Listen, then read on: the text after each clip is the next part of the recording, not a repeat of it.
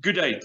We're talking violence that occurred over the past couple of days, and we want to find out how it happened, where it came from, and to do that, I'm talking to a researcher at the Institute for Security Studies. Her name is Lizette Lancaster.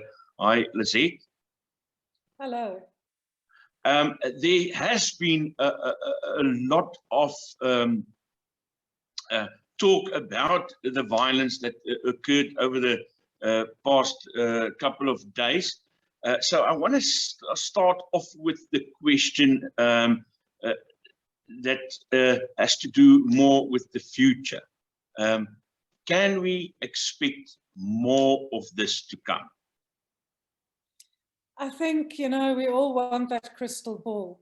And it is at this stage very difficult to say, because it will depend on how the government and our people react going forward, and how responsive government will be towards the needs of people. So, first of all, we have to understand that many of the areas that we did see some large scale or some looting are places that have been hotspots for social, economic type of protests and service delivery issues for quite some time. But of course, these areas needed something to stoke the violence. And in that, we saw instigators that actually had a plan and it was orchestrated to destabilize some of these areas. But some areas were just more susceptible than others. And these areas are problematic for many reasons, most notably because there's a lack of social cohesion. We have seen xenophobic violence in many of these hotspots in the past, as well as conflicts within, the leaders of the areas as to service delivery issues, non-responsive government to deal with these issues. So if these type of scenarios or service delivery is not addressed in many of these hotspots and social cohesion is not addressed, we will probably see future protests, but whether we will see it at the scale that seemed to have been orchestrated and what we've seen in the past week, it will depend on how government reacts to address the failures that it's had in the past week. You made a very important point regarding the government's responsiveness to this. I also want to add two things. The one is the service delivery problems that you also raised just now. And then the other one is how in which way this was orchestrated. These three things together seems to be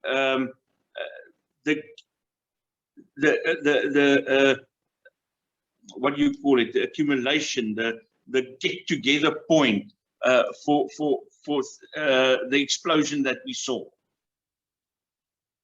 Exactly. I think none of these areas would have ignited, for lack of another word, as much as they had, were it not for several factors. Number one, we saw that there was a clear effort to destabilize. We saw speeches before the former president was arrested. We saw speeches after, and we know as the incidents unfolded after his arrest, for instance, that first of all, there were active actions of sabotage, such as the trucks at Moy River, the setting alight and torching of various buildings, sugarcane fields by relatively small groups that seemed to be mobile and moving around. And we saw the same in Gauteng. So there was almost this timeline where people were seeking to ignite areas to create the type of environment for some large-scale looting. In certain areas, we had people where the incitement worked, where we did see it almost getting out of hand and looting took place, because people are genuinely hungry, and poverty is a form of violence. We must always remember that people live in dire situations daily. But we also saw this entry of what can only be called organized crime, where people by bucky load or through cars started uploading quite significant luxury items, targeting warehouses and targeting sort of infrastructure that was not necessarily where looters would go. So there was a very toxic mix of different actors, some more instigators, some aggressors, some very organized, and some sort of, you know, people that just fell for it almost, given their socioeconomic circumstances. So it was quite a toxic mix, but what must also be noted is, although it was so widespread and devastating for many communities, instigation was also perpetrated in many communities where there wasn't looting, there wasn't this uptake to participate in the violence, because communities were actively against it, or the groupies that were trying to do it weren't strong enough to do so. So those factions we might have seen that tried to instigate the violence didn't have a footprint everywhere that they expected to have. Let's talk a bit about the wildfire effect that we saw. This is something that we also saw in previous protests when it came to xenophobic attacks. A small event somewhere in Alexandra ignited a countrywide reaction. What role did this element play? I think it is quite interesting to note that, for instance, xenophobia and xenophobic attacks, or violent acts and sort of what we call the othering of people that seem to be different to ourselves, namely mostly foreign-born migrants from African descent, has been with us since the democracy. You know, even in 1994, we saw incidents of violence quite widespread in places like Alexandra. So these have always been hotspots, especially eThekwini, especially Alexandra, Katlehong, some of Vosloorus, some of these places that we saw now quite a big tinderbox almost for the violence to be taken place. So it shows that those areas have specific characteristics. Namely high levels of poverty and socioeconomic need, high levels of unemployment, where foreigners are blamed for a lot of the woes, and where we can see, you know, where inequality is growing, because people see that some people don't seem to be affected by, say, COVID as much as they are.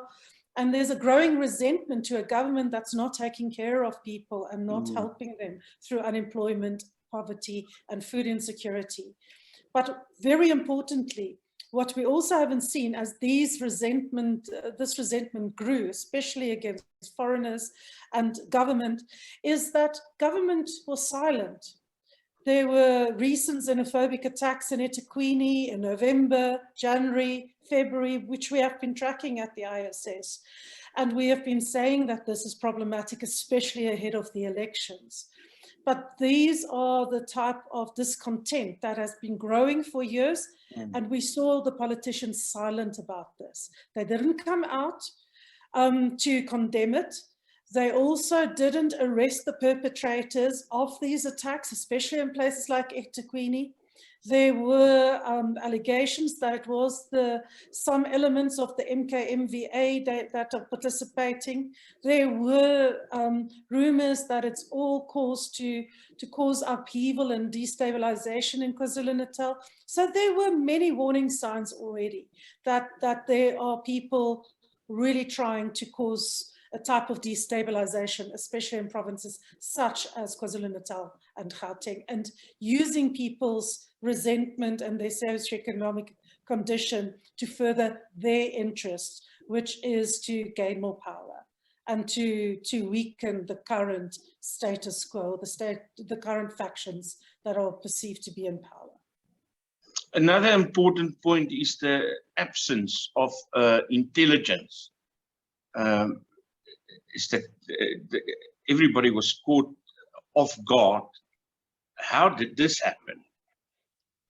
That is a very long and very sad story of people that were placed to head the intelligence agencies, such as crime intelligence and the police and the state security agency, that were loyal to certain factions, and most notably to the former President Zuma faction.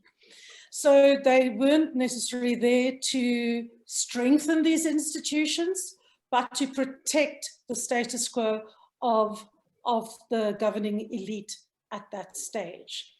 And with that came a lot of corruption, bad appointments, very notably in the police, and it meant poor quality of investigations or no investigations at all, where the focus was on political opponents rather than organized crime syndicates, perhaps threats from abroad and such. So what we had was a terrible failure that played out last week. But of course, time will tell how deep-seated and deep-rooted these problems are, because it's one thing. I mean, we haven't seen a stable head in crime intelligence for a number of years. The most recent appointee, General Peter Jacobs, was suspended not so long ago. Also alleged to be part of the sort of ousting of political opponents within the police, but he was starting to make headway to rebuild crime intelligence. And then, of course, we also do not know, but there have been a lot of allegations about potentially, you know, people actively ignoring the intelligence that they did get on the ground because they were aligned to the faction that was perpetrating most of this violence. So it's an incredibly complex situation. The Minister of Police have said that they were caught unawares. He has actually admitted so much. Yes, there's a lot of finger pointing, but he acknowledged one of the key catalysts, that the Mooi River burning of the trucks just straight after the arrest of the former president, that they didn't foresee that, which is very hard to believe, given that it has been a persistent hotspot by the same people for almost 2 years. So, and that was a catalyst, because when people realized they can get away with that, the attacks against foreign migrants, you know, in previous months, they believed that strengthened their resolve that they can get away with this, and they did. For over a week, and still we don't see those people being arrested. Lizette Lancaster of the ISS, thank you very much for your time.